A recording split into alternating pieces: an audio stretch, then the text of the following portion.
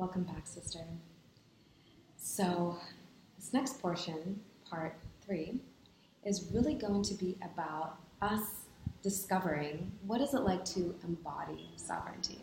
So, what does embodiment really mean? Embodiment is that sense of living something and breathing it, having it so deeply ingrained in your being, in your body, in your expression, in the way that you carry yourself, in the way that you talk, in the way that you experience life through your 5 senses, or 6 senses, because that is a really important sense, is the 6th sense, and really living it. So one of the core elements of sovereignty, in my opinion, is to be an embodiment of sovereignty. And what this means for me personally is to really look at how do I live my life as a sovereign being? How do I live my life as this archetypal sovereign queen or a warrior-esque queen, that who expresses herself through this means of being self-sufficient, of really tuning into her needs, of being able to express her truth, of being able to navigate through life with a sense of trust, with a sense of groundedness, with a sense of direction and focus, and with this regal openness, with this empathy, compassion. I mean, these are all qualities that I personally see embodied within sovereignty. Sovereignty is an umbrella. Sovereignty could be different for every single person. So, this portion of our course, I really want to tune into what does sovereignty feel like for you. Something that might be sovereign for me might not be sovereign for you, and that is the essence of sovereignty, right? That is exactly why sovereignty is so crucial, and that is why it's so different, and it's so lush and rich with colors and textures, because for every single person, it is a different expression of it. So something that I've been doing personally is really connecting to sovereignty from a space of the 5 senses and 6 senses. So what I encourage you to do in this next portion is you can either do this, pause this video at the section when I'm done talking about it, or you can revisit it, or you can choose to do this every single day for the next week, for the next month, for however long, but to really start to entertain this energy of sovereignty. So what does sovereignty taste like?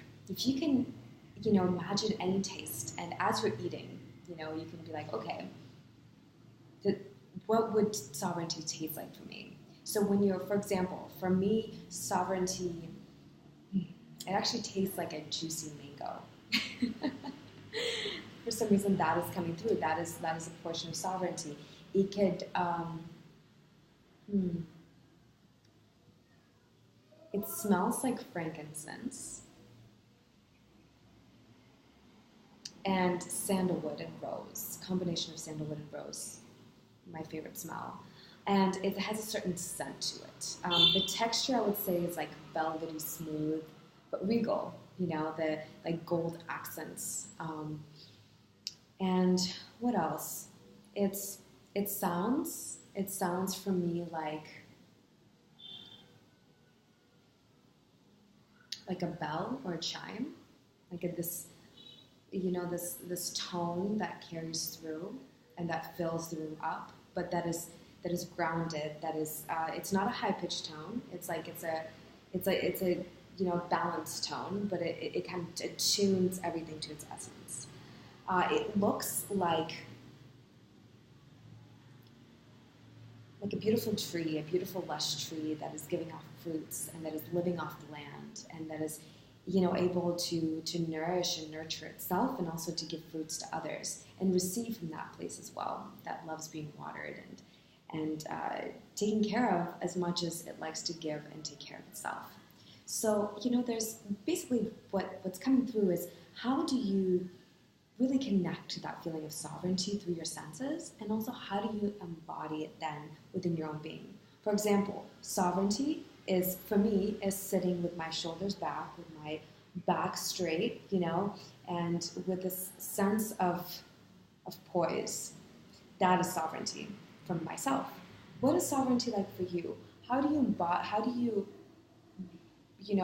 position your body or move or connect to your voice? How does your voice sound when you're feeling sovereign? How do you fill your taste buds with sovereignty? What colors and patterns do you like to wear? For example, this necklace that my beloved just gifted me for my birthday coming up, that represents sovereignty for me.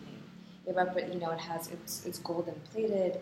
It has a lot of beautiful, magical things going on, but it has wings. These wings really represent sovereignty for me, this ability to fly and spread your wings and being able to go anywhere that the Spirit chooses, not to be tied down to one place. And so I really inspire and encourage you to explore what sovereignty is like for you. You can keep coming back to this video and receiving some guidance and some tips and some inspirations, or you can just simply tune into your field and tune into what does sovereignty mean for you. Allow this to inspire you to discover for yourself what is your personal expression and taste and connection to sovereignty. So the sounds of Bali keep filling the space. So I am just giving a friendly reminder that there's a family downstairs. We are staying in a villa, so this is a really beautiful open space.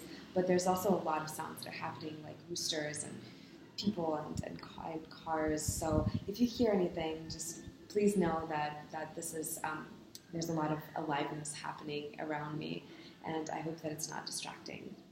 So the next portion is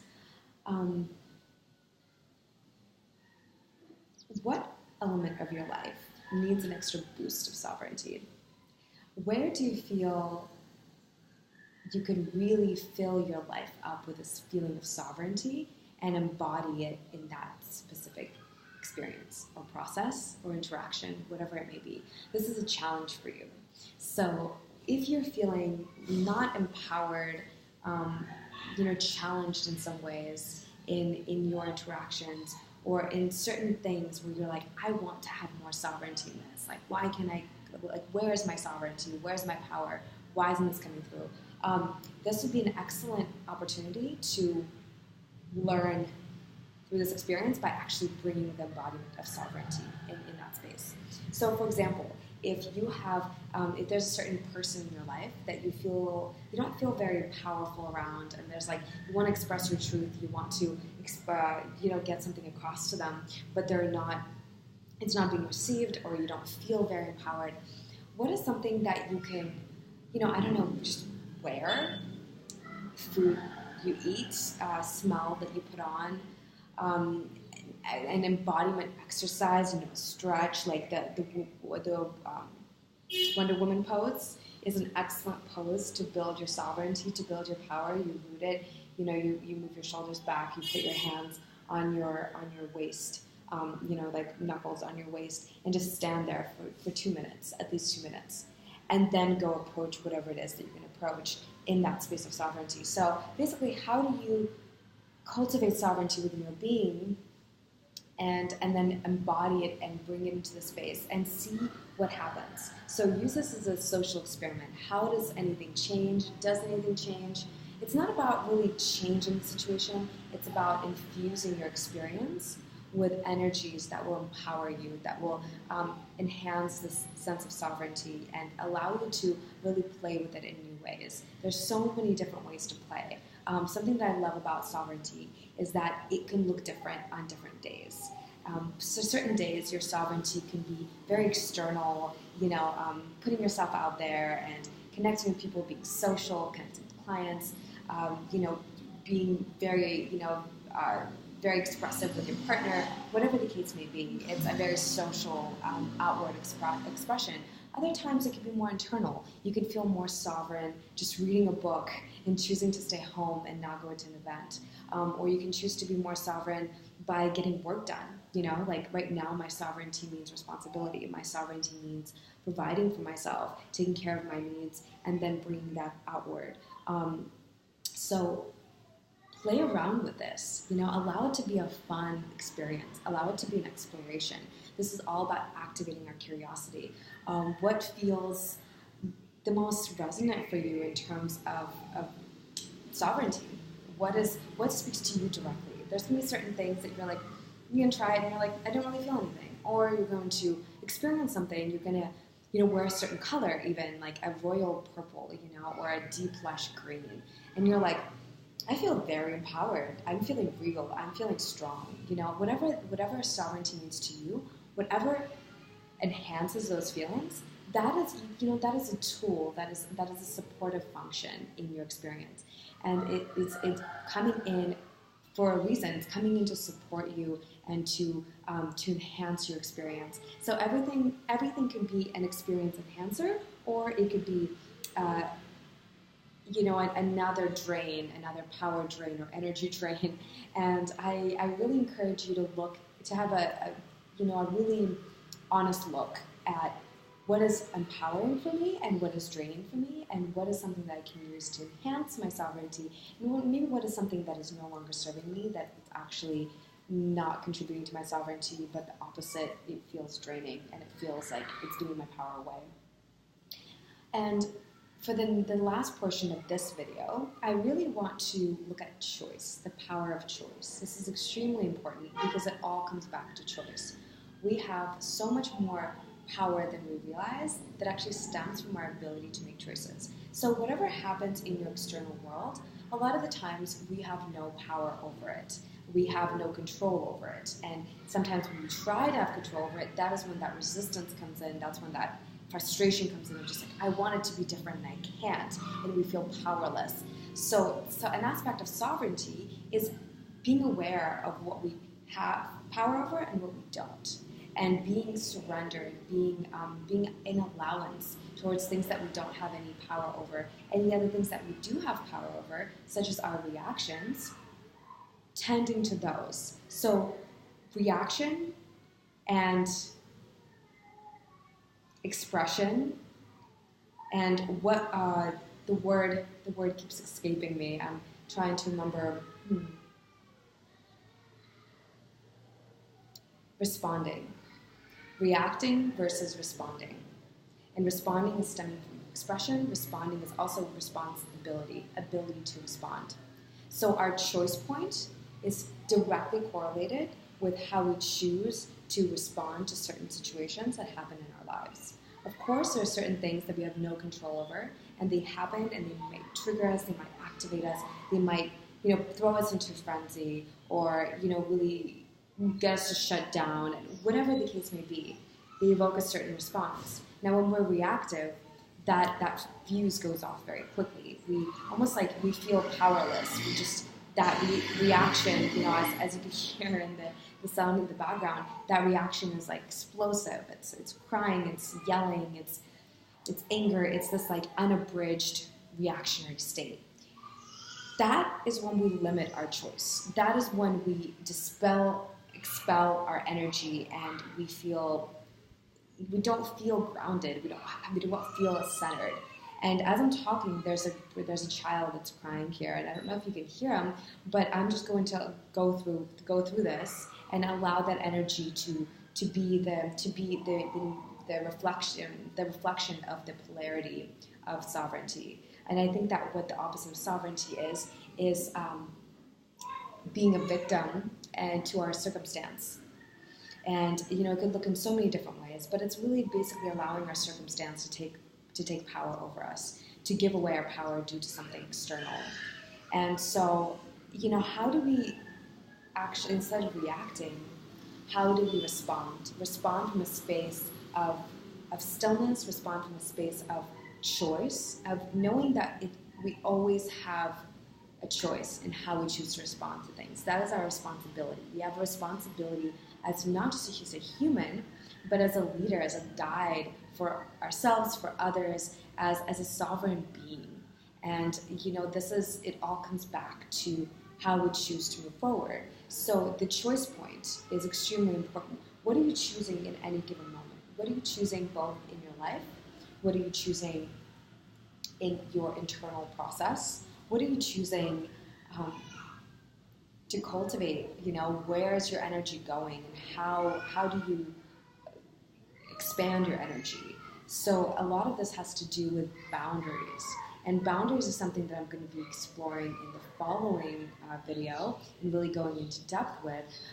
But it's our ability to really tune into what our inner container is, where our energy stops and when another person starts. It's knowing what are the outer boundaries of our experience, of our sovereign being, and what are we responsible for. So responsibility is us being responsible for ourselves. And then realizing that that is outside of me. I'm not responsible for that. Therefore, I'm not going to try to control it, right? Like that, like overpowering sovereignty, like when that's too much power, trying to have power over others, or the lack of and feeling powerless, feeling like a people pleaser, feeling like all that energy has power over me. No, it's like I'm responsible for my own being, and every single person is responsible for themselves. Unless you have a child, and of course you're taking care of your child, and there's a sense of responsibility and a sense of, you are here taking care of this human, wherever the case may be, whether you're caregiving or, someone that's not able to take care of themselves, that is completely different. But when there's an able adult and an able human being who is responsible and who is of the stature of taking care of themselves, then that becomes a real look at what are our boundaries and what are their boundaries, and how can I remain sovereign. So the next portion is really going to explore sovereignty in relationships and how to really maintain your own center. So stick around, and I will see you soon.